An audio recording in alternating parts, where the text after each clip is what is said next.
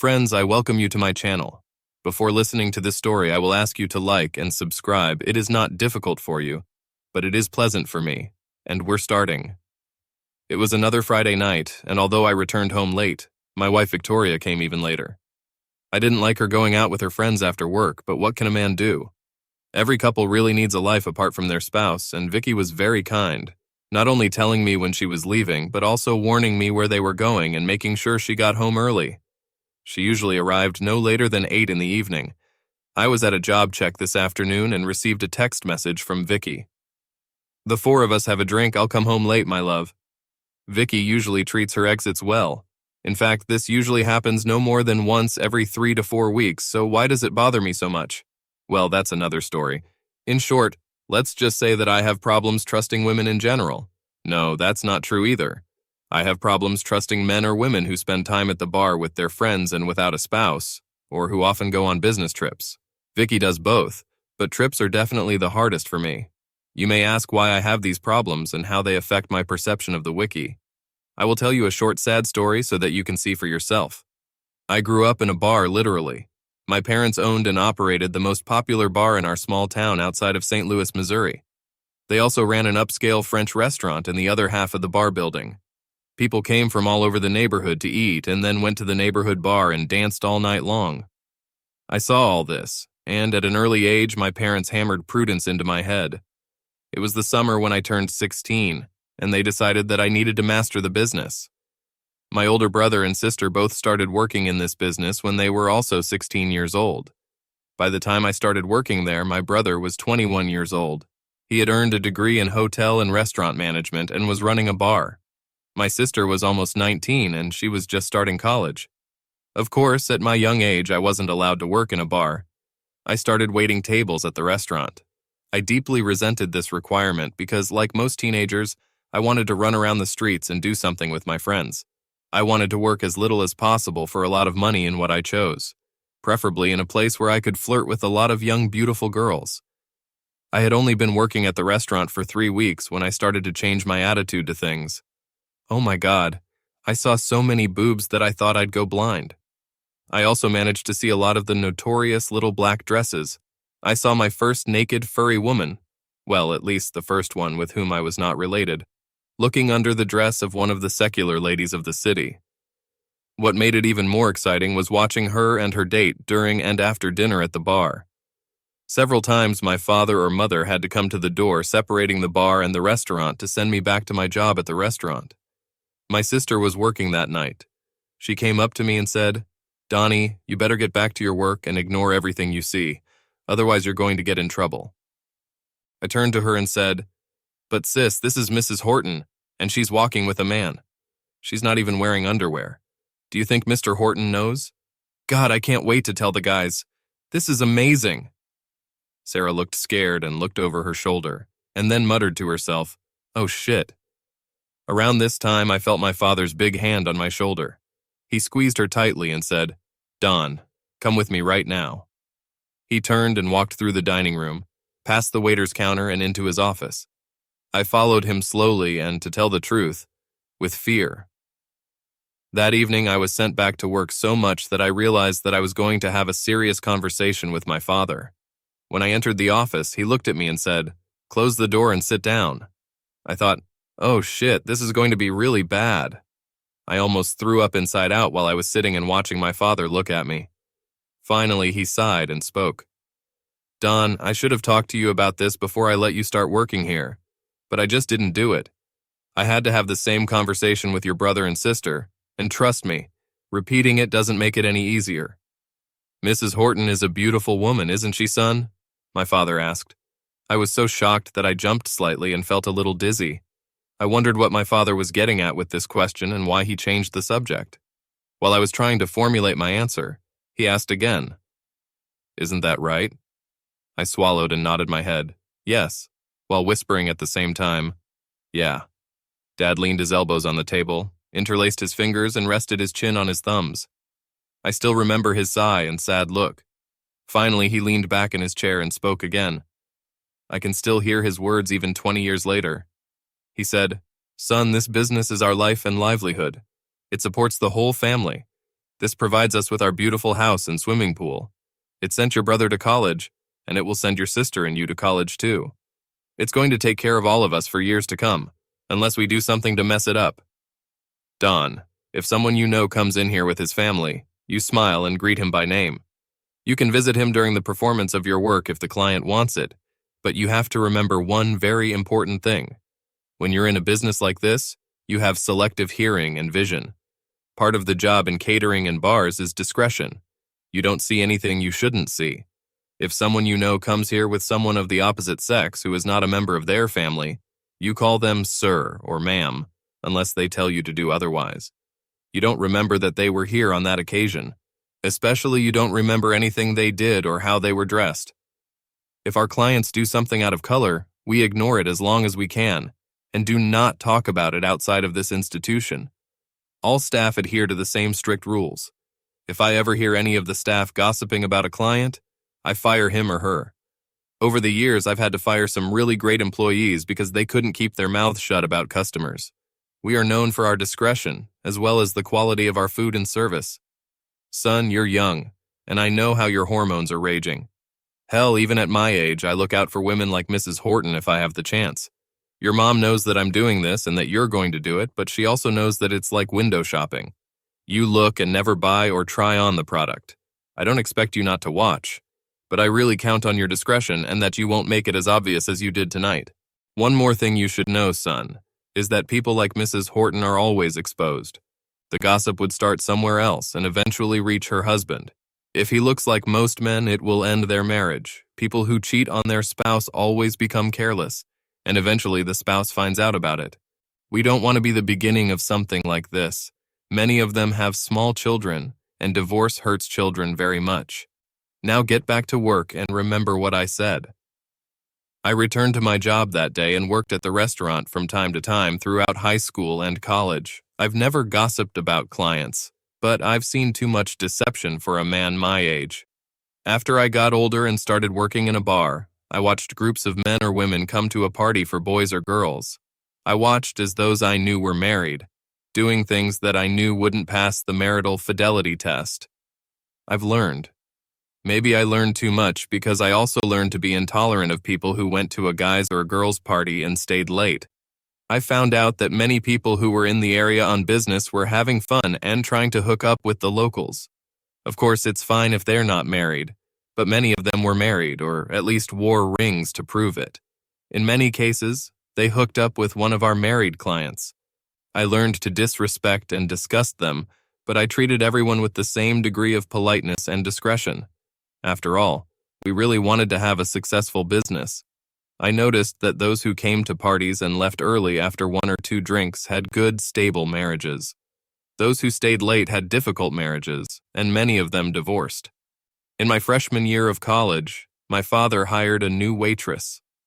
When I first saw Victoria, I was filled with lust. Working together for the next 2 years, we fell in love with each other. We met, got to know families and other relatives. We talked and discovered that we are soulmates. We watched all the traitors who came to the bar and laughed at their antics and stupidity. Finally, on Christmas Day, before we were supposed to graduate from college, I asked Vicky to marry me. By that time, we both knew that we had the same ideas about life and we would be a couple for life. The only hitch in our relationship was our parents' request to draw up a prenuptial agreement. Vicky and I knew we were life partners, and we thought it was stupid. My parents had a business and, to my surprise, a large investment holding company. They wanted it to be protected if I inherited it. To my surprise, I found that Vicky's parents wanted the same thing. They had a very large fortune, and they didn't want Vicky's potential share to be shared with me if we divorced. The way the agreement was drafted solved these problems. We agreed that everything we owned before marriage or inherited from our maternal relatives remains with us in case of divorce. The agreement also concerned pensions. Each of us will keep his own. The only thing we shared was the property acquired jointly after marriage. The agreement even concerned childcare in the event that we divorced minor children. If one of us traveled more than the other, the children had to be placed under the care of the parent who traveled the least, unless it posed a danger to the children.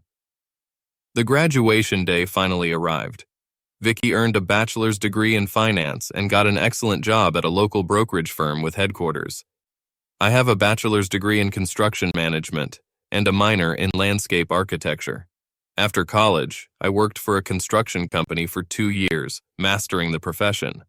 Neither Vicky nor I were interested in the restaurant or the bar. My parents turned it into a corporation, and we let my sister and brother run the business. Mom remained an accountant, and Dad was just Dad. He was the boss, even if it wasn't visible on paper. After 2 years of working for another company, I started my own construction and landscaping business. Since Vicky and I could barely pay for our house and cars, my parents actually provided the capital for the family corporation's business. I was getting paid to run it. It wasn't easy for us at first, but Vicky was steadily moving up the ranks. Finally, one day she returned home very happy. She was selected for a position in the compliance department of a brokerage company. This is a division that ensures that the subsidiary offices comply with all the rules and regulations of the Securities and Exchange Commission. The only downside was that her new job involved some travel. Not excessively, just 3 or 4 days a month, but I'm worried about my past. Over time, my business grew. I went from small renovation work to adding rooms and garages, and then to building whole new buildings and landscaping them. I was happy with such an agreement, so I never tried to transfer the business from the corporation to my name. I just kept getting paid more and more. To my pride, the value of the business and our gross income grew every year. I gradually came to terms with Vicky's travels, but I never felt completely comfortable in them, although I wasn't happy with her night walks with the girls. She left sometimes, but no more than once a month, and was usually home by 8 p.m. Of course, I also had to travel from time to time, and I sometimes went out for a beer after working with construction crews or office staff. It's just good management. However, I made sure to leave after a couple of beers. I usually returned home no more than an hour later than usual, even if I was meeting with my staff. Unless, of course, Vicky went with me. After we had been married for 3 years, Vicky and I decided to have children. Our first child was Patrick, and then 18 months later, my little Susanna came along. She was so tiny, and as she grew up, she controlled me. By the time she turned 4, she looked exactly like her mother, the younger version. When she gets older, your heart will surely stop. As Vicky's experience in her work grew, she became known as a person who could be sent to handle difficult situations in offices. She found problems and knew how to help them fix them. If she met resistance, she was not afraid to expose the perpetrator. If that hadn't worked, she wouldn't have been afraid to call headquarters and use a lot of force. Many of them were office managers who crossed her path and went looking for a new job. Because of this, Vicky began to travel more.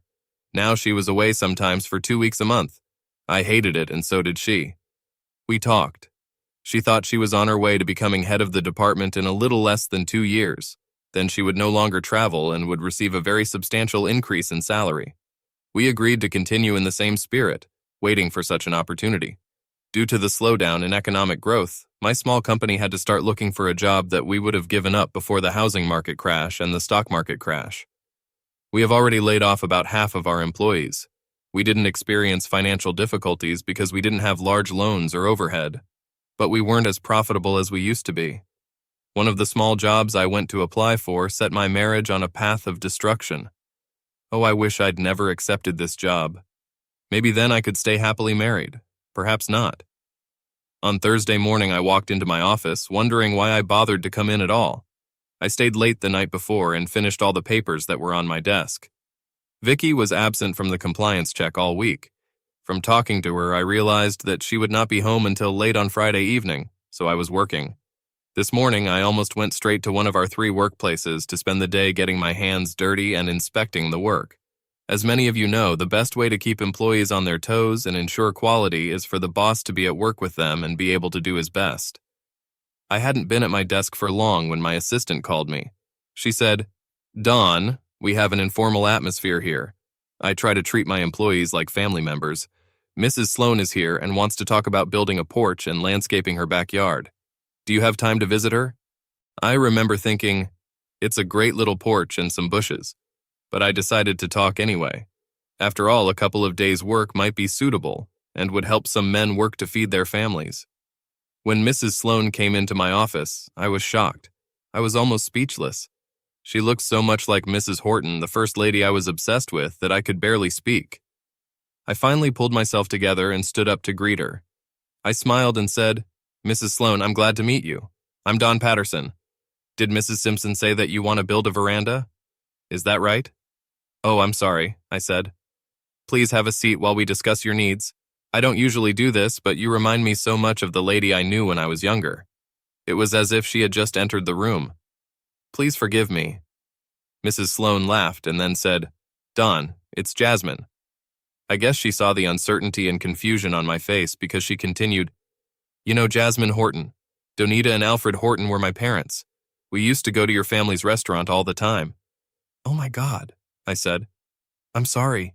You were much younger and you've changed so much." Jasmine laughed with such a ringing laugh and then said, "Well, I think we've all changed a little bit. I was only 10 years old when Mom and Dad divorced. She took me in and we couldn't afford your prices after." Sighing, Jasmine began again. "Well, anyway, my husband and I bought a house near where we used to live, and he says that we can build a veranda and a house with a jacuzzi. I think we have something to do too, if the prices are not too high. When I found out you had a construction business, I just had to find out if you'd be interested before contacting anyone else." We spent most of the morning talking about old times and what she and her husband Stephen had in mind. After we had figured out in general terms what she wanted, I told her that I would need to inspect the house and take measurements before I could make an offer. She said, "No problem, Don. We can go somewhere right now I'm not working, so I don't mind if you want to do it any time." "I'll tell you what," I said. "Why don't I come in around 1 o'clock this afternoon? I need to check on my workers and have a snack, and then I'll have all day to take measurements and make an assessment. Does it suit you?" Jasmine left the office and I followed her. I told Laura, my secretary, "I won't be here for the rest of the day. I'm going to check all the job sites, have a bite to eat, and then go to Mrs. Sloan's to evaluate her little job. Just close it when you go home. If you need me, call me on my cell phone." Everything was going well at work, but I stayed a little longer than I should have to visit one of the property owners. Because of this, I was late for lunch and got to the Sloans around 1:30. Jasmine met me at the door, and the first thing I did was apologize for being late. "Mrs. Sloan, I'm sorry I'm late. I contacted one of the property owners and waited for him. I tried to call you, but I only had an answering machine." Mrs. Sloan giggled and then said, "Don, I told you I was Jasmine. I'm sorry I didn't hear the call. When I got home, I was cleaning the pool and forgot to bring my cordless phone. There's nothing special about it. You're here now. Do you want something to drink or do you want to explore the area?" "I'm fine, Jasmine. Let's just go out and take a look at your backyard." I took all the measurements and said, "Well, it's not a problem to evaluate everything I usually use, but since you don't have a hot tub, you really need to buy it before I announce the price. I need to know its dimensions before I can order some of the materials that we will use." "Oh," Jasmine said, "I thought you'd fix the bathroom too." "I don't know much about them, and, well, can't you just include that in the application too?" I laughed and said, "Yes, Jasmine, I think I can do it, but we don't sell them, and I'll have to buy it somewhere else. To do this, I need to know what size you want, whether it will be grounded or stand alone, whether it will run at 210 or 110 volts." Jasmine looked so upset that I was relieved. I remembered when she was younger how she could get so upset about little things. Finally, I said, "Well, let's talk about it a little bit, and then maybe you could call your husband or talk to him about it tonight. I can just hold off on this until you decide what kind of bath you want." Jasmine looked really worried now. She was almost shaking when she said, "Oh no, I can't call him about it. He told me to deal with it, and I intend to do it. He's on a business trip to Denver, so I won't see him until this weekend. Maybe we can just sort this out." I asked Jasmine in more detail about how they would use the bathroom, and found out that they rarely received guests, and in fact, the pool and backyard were mostly used by her. Sometimes 1 or 2 friends would come to her too. I finally had enough information. We went to my supplier and let her take a look at the baths. Jasmine decided to buy a smaller bathtub for 5 people. I got the measurements and we went back to her house. I asked if she had a place where I could connect to the internet to access my office. Some of the items I needed to make estimates changed on Thursdays, and I wanted to get an accurate price list before I started working. Jasmine smiled and said, "Of course, Don. Why don't you come into the office?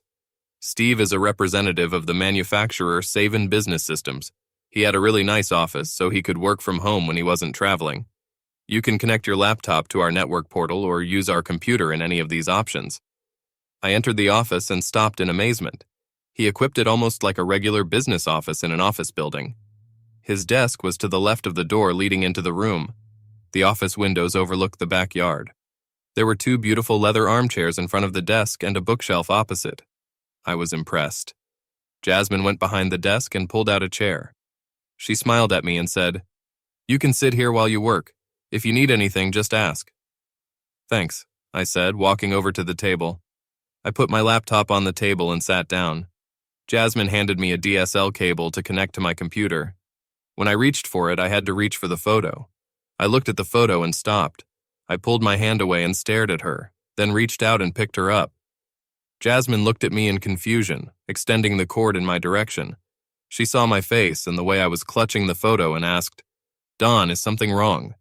This is my husband, my pride and joy.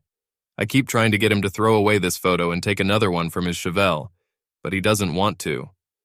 I'm really tired of looking at his ex-girlfriend when I use my desk." "Dawn, don't look at me like that. What's the matter?" Jasmine asked again. I carefully put the photo back in its place and pushed away from the table. I looked at Jasmine and asked, "Did you tell me your husband was in Denver?" She looked surprised and then said, "Yes, I said that. Why did you ask?" "My wife is in Denver and has been there all week." "Jasmine, did you ask Steven where to apply for an assessment? Or did you tell him that you were going to talk to me?" "No." "Dawn, anyway, what difference does it make? He just told me if I needed a veranda and a hot tub and to get a grade. He said if it didn't cost more than $20,000, I could do it. So why are you asking these questions?" "Jasmine, the woman Steve is with in this photo is my wife." Jasmine smiled and said, "Oh, how strange that you married Steve's ex-girlfriend. We've only been married 18 months. When did you get married?" I felt my stomach twist and looked at Jasmine again. "Vicky and I have been married for 9 years. This photo was taken no more than 2 years ago because she's wearing a necklace that I bought her for Christmas a little over 2 years ago. She bought an outfit that she would wear to go on vacation next summer." Jasmine stood for a moment, then said, "Dawn, I feel sorry for you if you say what I think of you, but..." "Okay, why are you worried that she's in Denver? Jasmine, you said you were married for 18 months. Do you know when this photo was taken? From what I remember of what Vicky was wearing in this photo, it could have been taken around the time you got married. When did Steve get it framed? Why did he say that? But that can't be because the photo was taken on the day he won the first prize at the big Chevrolet auto show in the state. It was..." Jasmine began to cry and fell into one of the comfortable chairs in front of the desk. She continued quietly, "It was 3 weeks before we got married. I just never thought about it. I mean, he said it was an old photo, but he was holding the trophy for first place. Damn him." "Jasmine, wait," Dawn said. "Let's think this over carefully. I saw all this while I was working at the restaurant. I've learned to ignore other people's business and not talk about it because traitors are always caught in the end.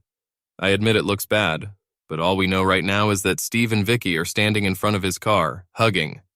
We also know that the picture was taken about 18 months to 2 years ago.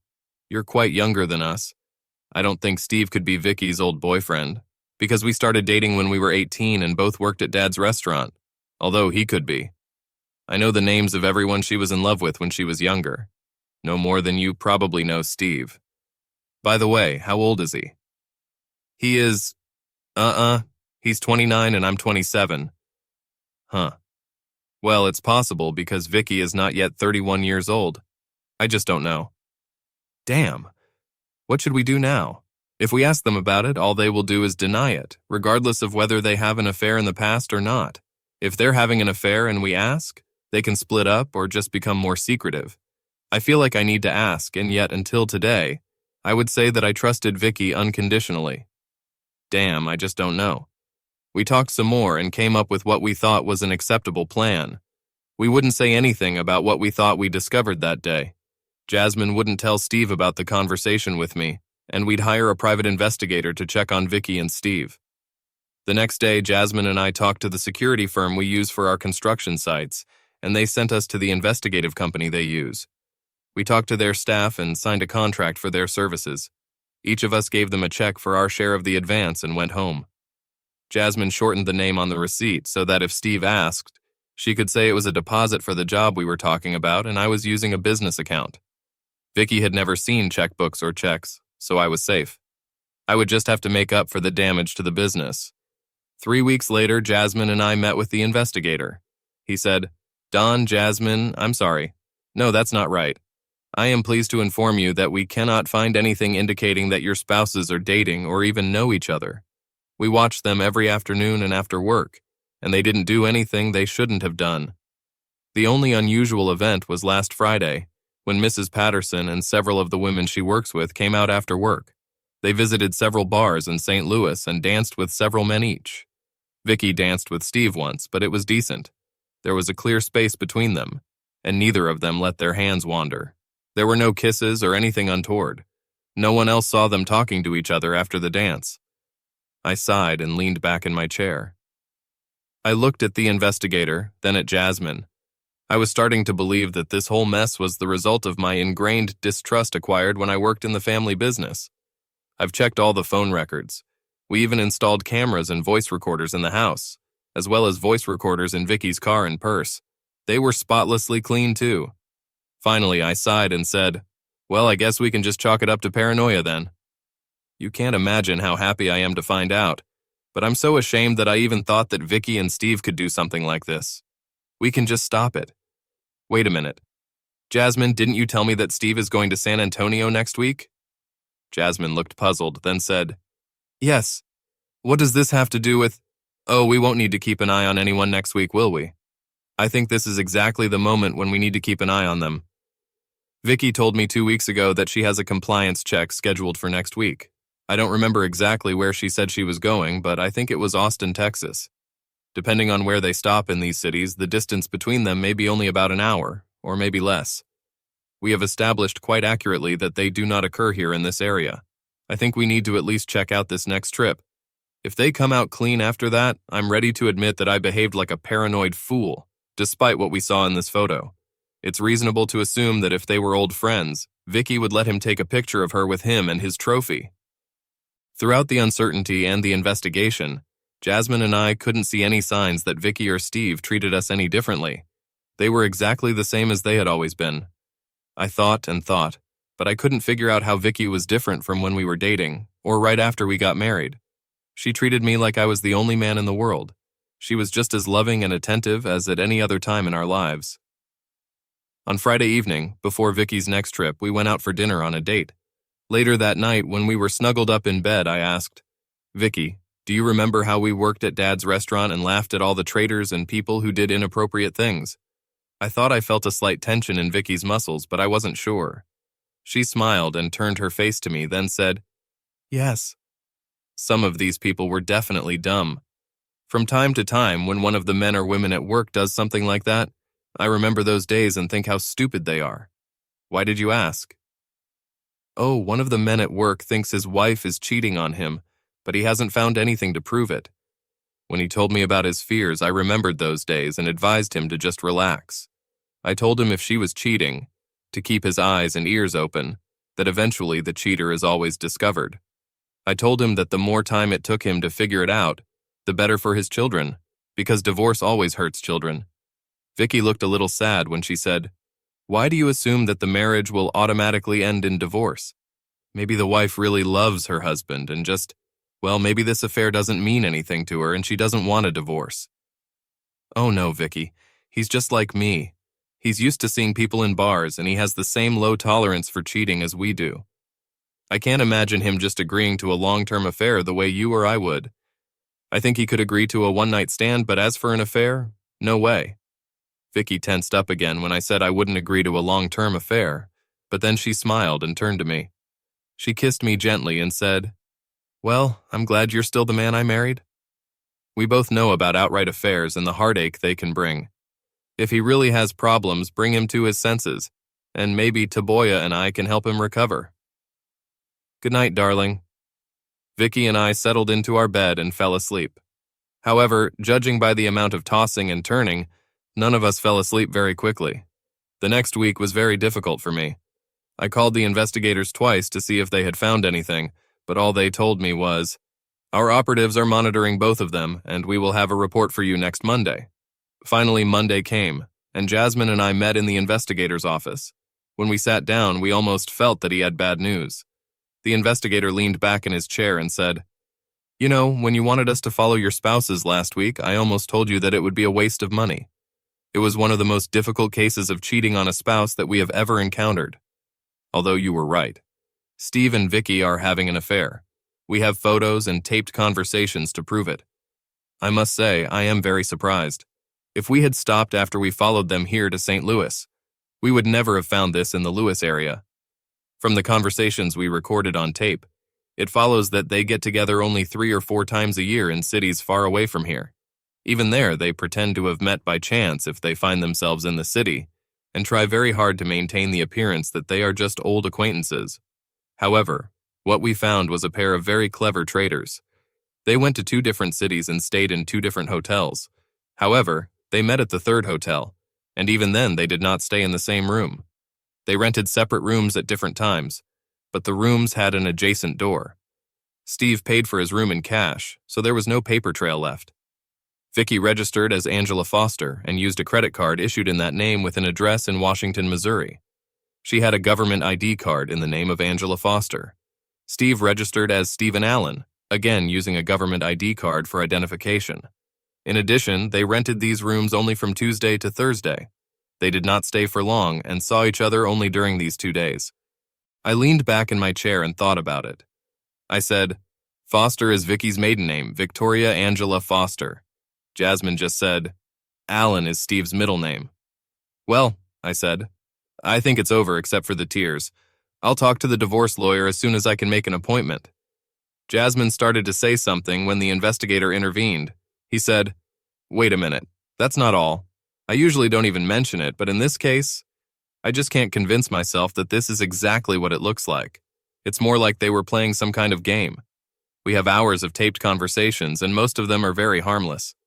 There were only 2 sexual acts in the whole week, and the conversation in bed was so strange.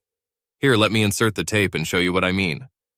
When the investigator listened to the recording up to the point he wanted us to hear, we heard Vicky talking. She said, "You know, Steve, I'm starting to think we need to get this over with. We've been doing this for 6 years now, and we had fun. We have proved that we are an exception to the rule and clever traders. Besides, something Don said on Friday night bothers me. We were talking in bed, and he reminded me of what we learned at his parents' restaurant. He reminded me that all traders are caught sooner or later. No one ever considers all possible options. In the end, all traders either become overconfident or make one small mistake that gets them caught. I'm still worried about Denver. It was the first time we went to the same city, and I still think it was a mistake. We shouldn't have changed the plan. We should have gathered together only when we could have gone to different cities located close enough to each other so that we could meet in the middle, as we are here now. I know it's troublesome to rent 2 rooms and pay for a room that we don't use, but still, I think we've proved what we set out to prove. We are smart cheaters, and if you play the game wisely, you can cheat and win. I really don't want to do anything that would cause me to lose Don. I love him to death. He's the best man I've ever met in my life. Damn it, after we got together for the first time or 2, the only real accusation I took out of all this mess was planning and scheming. I can spend hours planning and thinking about cheating. Getting documents, booking a room, and arranging a trip is better than solving a crossword puzzle or Sudoku. Now don't play the man. I know for a fact that you feel the same way. You told me in Denver that you always return to your hotel unsatisfied. The investigator stopped the recorder and spoke again.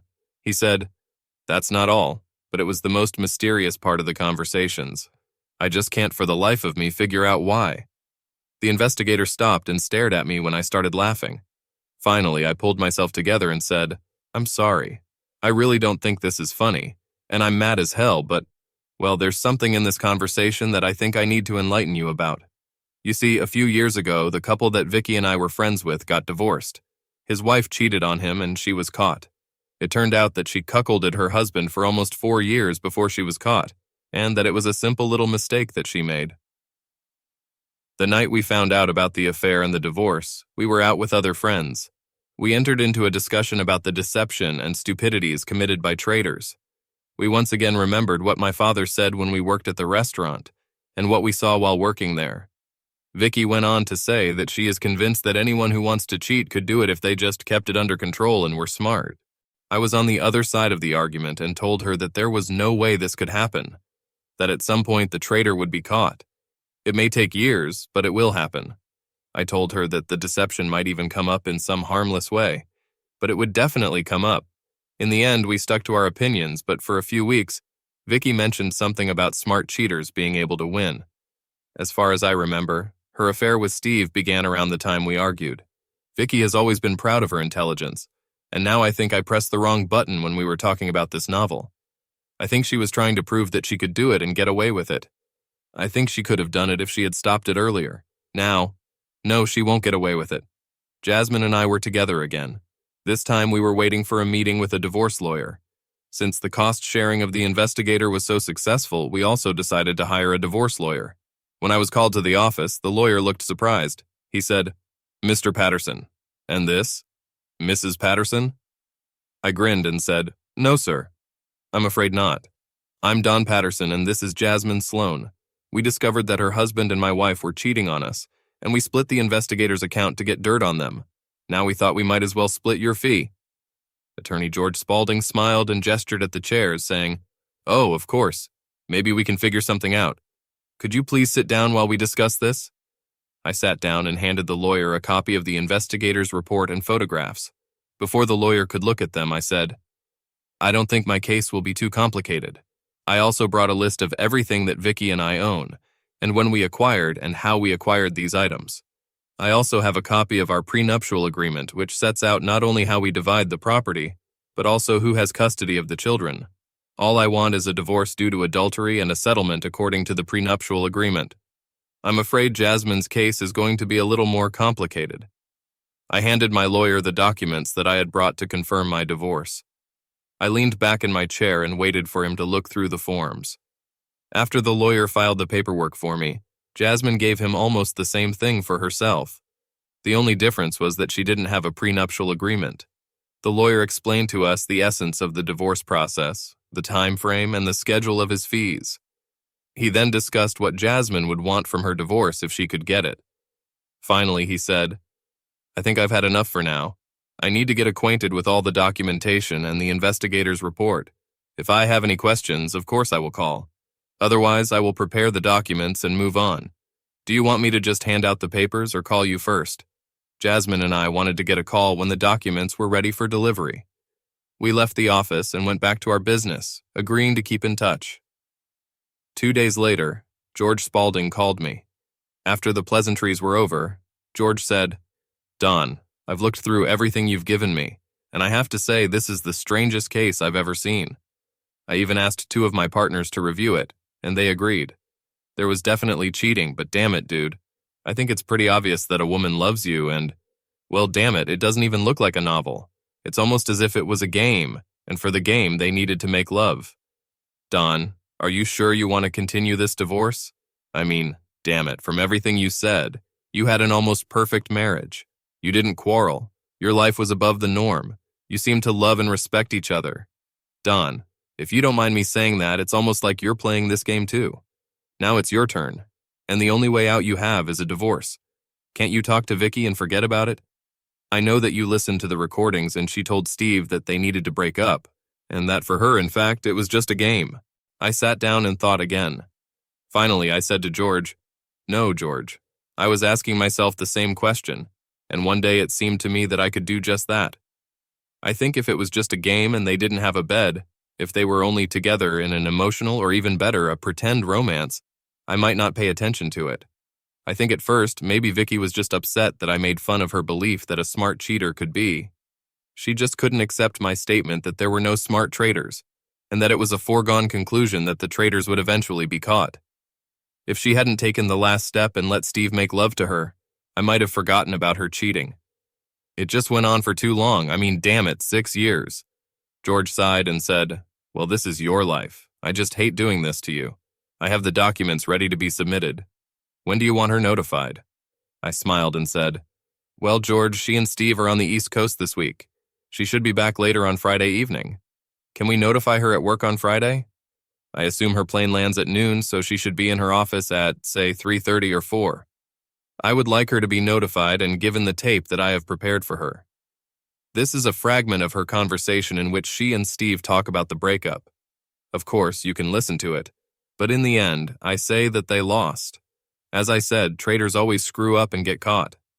On Friday morning, I gathered all my teams in my office before they went to their jobs. I explained that Vicky and I were getting divorced and why. I told them that they should not obey her orders and not tell her anything more about my business or my personal life. When they left, Laura, my secretary, said, "Oh, Don, I'm so sorry. I just can't believe that Vicky would do something like that. I still remember how much she hates traitors." Laura laughed and continued, "I mean some of the comments she used to make when we saw someone we knew doing something like that. Damn it." At 4:10 on the same day, my lawyer called me and informed me that the documents had been handed over. At about 4:30 that day, I got a call on the phone I was so afraid of. I knew from the caller ID that it was Vicky. I picked up the phone and said, "Hi, Vicky." I heard sobbing, then a quiet, faintly trembling voice said, "Don, please, can't we get this over with? You know that I love you with all my heart. I know I was being so stupid right now, but you pissed the hell out of me that night when you lectured me in your arrogant way for saying that a smart traitor could get away with it. Don, during the first year, all we did was plan and meet just to show that we could do it. I know you heard me when I told Steve that I didn't love him. You know we were going to stop. Please don't do this to me. I still can't believe that you actually found out about this after all these years. I'd like to know how the hell you did it. Vicky, I didn't do this to us. You did it. Now I have to get this over with. I thought we were in complete agreement on cheating and having affairs. I thought, damn it, I knew none of us approved of cheating. We agreed that in the end, the traitors get what they deserve. No, I'm just wondering how you could even do something like that. How could you ever justify this feeling that we both have?" I decided to take pity on Vicky in a way. I decided to tell her how I found out about this novel. "Vicky, I was never going to tell you how I caught you, but now I think I'll tell you. You were partly right when you said you shouldn't have gone to Denver together. That Thursday before you came home, I was in the office and Jasmine Sloan came in. She wanted us to build a porch and beautify her backyard later. She let me use Steve's office, and I saw your picture with him and the trophy his car won at the State Classic Chevrolet Auto Show. She told me that you were one of his old girlfriends. I almost fell for it until I realized that in the photo you look old enough that it was recent. Besides, you were wearing jewelry and clothes that I knew were only about 2 years old. I was almost ready to put aside my fears and assume that you were dating before we became a couple, and just somehow bumped into him at a car dealership. I changed my mind when Jasmine and I talked a little more, and I found out that you were both in Denver that week. We decided to hire an investigator and follow you. We've been following you both for the next month, and with the exception of one dance at your girlfriend's party, you haven't had any contact. We were going to drop the investigation and write it off as a coincidence that you just happened to see Steve and posed with him for a photo. By that time, Jasmine and I were exchanging all sorts of information about the two of you, and I remembered that she told me that Steve was going to be in San Antonio, and you told me that you were going to be in Austin. We decided to keep an eye on you during this week. If we hadn't found anything, we were going to throw it away. But we found something, didn't we?" I heard a sniffling in the background, then Vicky said, Don, I love you very much. I don't want to lose you. Can't you just please forgive me just this once?" I sighed and replied, "No, honey, I just can't. At least I can't right now. But honey, don't you see, it wasn't really a romance. Well, it was more like a game. I just had to prove that it was possible. You know, it was almost like we were using each other. We didn't make love, and as far as I remember, we never told each other that we loved each other. It's always been about playing the game and then the last 4 years just getting some relief." "Vicky, it doesn't matter. All that matters is that you did it. You planned to make a cuckold out of me and you succeeded. You should have met Steve somewhere and planned a meeting with him. I wouldn't be the least bit surprised if it happened at one of your friends' parties. Isn't it?" Vicky sighed and said, "Yes, Don, that's how it was. At that time, we were just talking. He came up to the table and invited me to dance. The girls and I were talking about a couple we saw in a bar and worked with. They attacked each other, and I made the remark we always made about smart traitors and how they don't exist at all. While we were dancing, I told Steve about our conversation and what we believed in. Before taking me back to the table, he said, You know, I bet we could beat that pattern. I travel a lot, and if I could find someone who would do the same, I bet we could meet in another city, far from home, and we could change so that no one would ever catch us. That evening, we danced a few more times and decided to try it. I found out that he was traveling as a manufacturer's representative, and he found out that I was conducting a compliance check. We compared the records and found out that in about 3 weeks we would be in the same area, so we agreed to meet.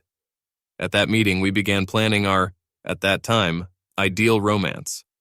We agreed never to call each other at home or on our cell phones. We mostly used disposable cell phones and called from work or during lunch, but only to make arrangements for the next meetings. We got fake IDs. I got a new credit card and sent the bill to a mailbox near my parents' house. You know how often I go to them to check the box regularly? We have provided everything except for the photo. I just had no idea he still had it. Vicky smiled mirthlessly and continued, I think, as we have always said, just one small mistake and the traitor will be caught. I'm so sorry, honey. I guess I was just so caught up in the intrigue. I love you. I heard a click when Vicky hung up the phone. I was surprised to feel tears running down my cheeks. I leaned back in my chair and thought about it. I never found out when Laura wished me good night. My next memory was how I was startled by the fact that it was dark outside. Before the final decision on the divorce and at different times, both pairs of parents tried to dissuade me from divorcing Vicky. Perhaps the most sincere request came from her parents. One Saturday they called me and asked if they could come to my house and visit the children. Naturally, I agreed. After they spent some time with the children, all 3 of us adults were sitting in the sun loungers by the pool in the shade, watching the children in the pool. Vicky's mother turned to me and said, Don, we all know that my daughter made a complete ass of herself. When she came to our house that first night, she was devastated. We could hardly get out of her what was wrong. She was hysterical and said she had ruined everything. We finally calmed her down enough to get the whole story out of her. She showed us all the evidence you had on her. Dawn, I have to say that if I caught her father doing what she did, I would leave him too. But can't you do what I say instead of what I would do? I know that she loves you very much. I see it every time she looks at you, every time she talks about you, every time she sees your picture. Her problem is her damn intellectual superiority. She was so used to being the smartest woman in the neighborhood that she had to prove she could handle something like this. Dawn, have you ever thought that maybe you kind of pushed her into this? She told me about your argument over friends just before she decided to prove that she could have an affair and not be caught. I looked at my mother-in-law and said, Yes, Mona, I thought I might have contributed to her affair. I think because I said that if she had only met him and they didn't have bedtime love, I could have gotten over it, but she didn't. You know how we both said we felt about cheating before we got married. You know how adamant she was about the additions to the prenuptial agreement, which concerned infidelity. Then she did something like this. No, I just can't leave it like that. I'm tearing my heart out over this, but I just can't. The divorce was finalized, and for once I was glad that we had a prenuptial agreement. We had some investments that we had to share. Besides, we owned this house together. Since my business was registered in the name of my family, and the only shares I had were considered gifts to me, Vicky did not receive any share in it. I allowed Vicky to withdraw the value of her share of the house from the investment account, so I owned it completely. I was always nice to Vicky when I saw her, and I never gave her any trouble about visiting the children. I still wanted to hug her when I saw her, but I knew I would never be able to trust her again. One day, I invited the children to dinner at a restaurant when Jasmine entered the building. She stopped in the doorway and looked around. She seemed unsure of herself. The hostess approached her and asked about the number of guests. Jasmine held up one finger. I saw it and jumped up from my chair. I intercepted the hostess and Jasmine before they reached her table. Jasmine, it's good to see you, I said. I saw you tell Patty you were alone. If you want, my children are just with me. We could sit at the same table. Jasmine looked at me for a moment, then smiled. I felt relieved, and the whole room seemed brighter to me. She took a step towards me, gave me a quick hug, and kissed me on the cheek. Thank you, she said. I think I would like that. I've been so lonely ever since. After Jasmine sat down, I introduced her to my children. Even before she opened the menu, my father was next to the table and said, Don, are you hiding something from me? Who is this beautiful lady? I laughed, and Jasmine smiled. I turned to my father and said, Dad, this is Jasmine Sloan. It was her husband. Her mother was Donita Horton. They used to come here a lot when I was a kid. Mr. Patterson smiled and said, Oh yes, now I remember you. You look so much like your mother that I can't believe I didn't recognize you. How are your parents? I haven't seen them in years." Jasmine looked at Mr. Patterson and said, "I suppose they're both fine. Sometimes I talk to Dad on the phone. After the divorce, he moved and is now in Kansas City. I see my mom a couple of times a month. She lives north of the city. Well, I wish you a good time tonight. I hope that now that you've remembered where we are, you'll come back here more often." After Jasmine placed the order, I asked, "How are you doing? I'm sorry I didn't call anymore, but summer is my busiest time of the year, although I probably use that as an excuse. I could have found the time. I am so sorry." "Oh, don't be silly," Jasmine said. "I know you're busy and I haven't called you either. Actually, I'm here tonight to celebrate. Steve finally gave up, and today my divorce was final. We had to sell the house and we split it 50-50ths. Because of this, he fought alimony and got a divorce, but since he was the one who didn't want me to work, I eventually won. I had to rent a small, shabby apartment, but as soon as I find a job, I'll find a better place." After eating, the children became more and more restless. Jasmine and I talked and even ordered a second bottle of wine. Finally, I said to Jasmine, "I think I need to go before these two bullies ban me from this place. It was really great to talk to you again. Maybe we can do something like this again?" Jasmine smiled and nodded her head. She said, "I would like that. I can afford it." She called the waitress over and asked for the bill. The waitress smiled and said that both bills had been paid. I laughed and said, "That old bastard. I usually pay and he knows it. I think he's trying to set us up." I reached into my wallet and put the appropriate tip for the waitress on the table, then stood up. "Come on, kids. Go say goodnight to your grandparents and let's go home." I helped Jasmine up from her chair and offered her my arm. "May I escort you to your chariot, my lady?" I asked. Jasmine smiled, took my hand and said, "You may, good sir." While we were waiting for the children to return, I turned to Jasmine and said, "You know, I really don't want this night to end. Before you came, I was hoping that I could get home in time to just sit by the pool and relax. All I was looking forward to was spending the night alone with the kids." Jasmine looked at me and said, "Me too, except that we don't have a pool in our apartment and I don't have kids." "Jasmine, it's still early. Would you like to come visit me again after I put these two to bed?" Jasmine smiled and nodded her head affirmatively. She whispered, "Yes, I would like that very much." After the children went to bed, I filled the refrigerator with wine, beer, soft drinks, and ice. I put it between the sun loungers by the pool and told Jasmine to choose for herself. I reached for a Pepsi and leaned back in my chair. Jasmine also took a Pepsi. I looked at the pool, glistening in the dim light, sighed and turned to Jasmine. I said, "You know, I think your mother is partly responsible for my divorce." "Oh, damn, I'm sorry, Jasmine. I shouldn't have said that. I was just thinking, well, I mean..." Jasmine sat and looked at me in horror. I thought I saw a small tear in her eye. I struggled out of my chair and sat on the edge of Jasmine's chair. I wiped a tear from the corner of her eye and said, "Let me explain now that I've made a complete ass of myself. When I was 16, I had only been working in the restaurant for about 3 weeks when your mother came in with a strange man. They had dinner and then went to the bar to drink and dance. I always thought your mother was the most beautiful woman in the world until I met you. Anyway, I couldn't take my eyes off her, and my father not only saw me looking at her but also heard me say that I had to tell my friends about what I saw when we come to school next Monday. Phew, I still remember the reprimand and the lecture I listened to that evening in his office. I think that evening, however, influenced my thoughts and beliefs about marital fidelity to this day.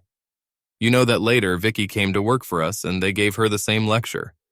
We used to talk so much about our impressions and what we saw in the restaurant. I thought we agreed with my father's philosophy. Maybe, although I was too stubborn about loyalty for my own good. I just thought that my meeting with your mother that night pushed me down the hard path I've been on throughout this case. I'm sorry, and before you ask, no. None of my family or our staff turned your mother in. I do not know who did it, but it was almost a year after that incident before your parents divorced. And as far as I know, this was the only time she and her male friend were in a restaurant." Jasmine looked at me and said, "Well, maybe something good came out of this mess then, or maybe not, depending on how you look at it. You know that she married this man and they lived together until he died in a car accident a few years ago. I'm not sure, but I think she cheated on him too. I've always heard that once a cheater always remains a cheater. After I made sure Jasmine stopped crying, I returned to my chair and we started talking about more interesting things. I found out that she has an accounting degree and worked in accounting for a while. I smiled to myself because I remembered how my mother complained that she wanted to rest more, but couldn't do it because she did the accounting at the bar and restaurant, and also helped look after the staff. I also thought that I should hire some kind of babysitter for Laura. Maybe. The following Wednesday, I hadn't been home from work long enough to do anything other than drink a glass of water when I heard a knock on the front door. I opened it and was hit in the chest by something soft but heavy. I focused my eyes and saw Jasmine crying, hanging on my neck and trying to kiss me. She said through tears, "Thank you." "Oh, thank you. Your parents called me and offered me a job. I went for an interview and a test and they hired me. I start tomorrow. They pay me too much and—" She started crying again and I just hugged her to my chest and stroked her hair. Over the next few months, Jasmine and I grew closer and closer. I started taking the kids to a restaurant for dinner 4 or 5 times a week and seemed to arrange the visits so that the accountant could have lunch with them freely. Christmas came and Jasmine was invited to dinner at the Pattersons. Jasmine and I both helped prepare the New Year's Eve party at the bar. My father, brothers, and sisters constantly complained that we were of little use. Every time they looked for us, they found us hugging and kissing. However, all this was said in jest. By this time, we were already a recognized couple. Every invitation received by one of us automatically included the other. Valentine's Day has arrived. It was another important day for the restaurant and the bar, so Jasmine and I had to work again. After most of the customers had left the restaurant, I went into the restaurant part of the building and said, "Jasmine, could you come to the bar for a minute, please? The band is on break and I need you to help me get on stage for a while." Jasmine smiled and said, "Of course, I needed a break from this place anyway." When we got on stage, I asked Jasmine to hold the microphone stand while I knelt down. I pulled at its base and then raised my voice. I said, "Hey, I need some light, can you get it for me?" Jasmine was looking around for a light source when one of the spots illuminated both of us. I said, "Jasmine." The microphone picked up my voice and transmitted it throughout the hall. When Jasmine looked down at me, she saw that I was holding out something for her to take. It was a black square and she thought it might be part of a black microphone stand. The light was bright enough and she couldn't see very well. When she reached for the object I was holding out to her, I spoke again. I said, "Jasmine, I'm down here groveling at your feet. I'm begging you. Will you marry me? You brought sunshine back into my life and now I'm only happy when I'm with you." As soon as Jasmine's fingers touched the box, her mind deciphered what I was saying. She covered the box with her hands and said, "What? Did you say—" Jasmine opened the small box and saw a beautiful ring inside. Her jaw dropped. She gasped and brought her empty hand to her mouth. Then she slowly took the ring out of the case. In slow motion, she looked at me, then began to put it on the ring finger of her left hand. Tears were streaming down her cheeks. She knelt down and gave me a deep, long, sensual kiss. "Yes," she moaned. "Oh, yes. I love you with all my heart, and I've been dreaming for months that you would love me too." The hall resounded with boos and boos. When Jasmine went out to breathe, she saw that my whole family was gathered around. My brother picked her up and hugged her. Then she was passed from person to person while they hugged and congratulated the happy us. Jasmine has scheduled the wedding for June. Over the past months, she has quietly moved her things from her small apartment to my house. At the reception after the wedding, Jasmine and I were opening presents. At the very bottom of the stack was a single yellowed envelope. Inside was a heart-shaped Valentine card that seemed as old as the envelope. The original signature has been erased. It looks like it could be me. The words were written on the Valentine card. "I received this Valentine card from the only man I've ever loved on our first Valentine's Day. I've been keeping it safe ever since. Somehow it seems appropriate that I'm passing this on to you now. Perhaps this is a symbolic transfer of his heart from me to you. May the rest of your life be filled with love and attention to each other. May you never break another person's heart, and let stupid pride tear you apart. Congratulations. I wish you both a life full of love and happiness. With all my love, Victoria." End.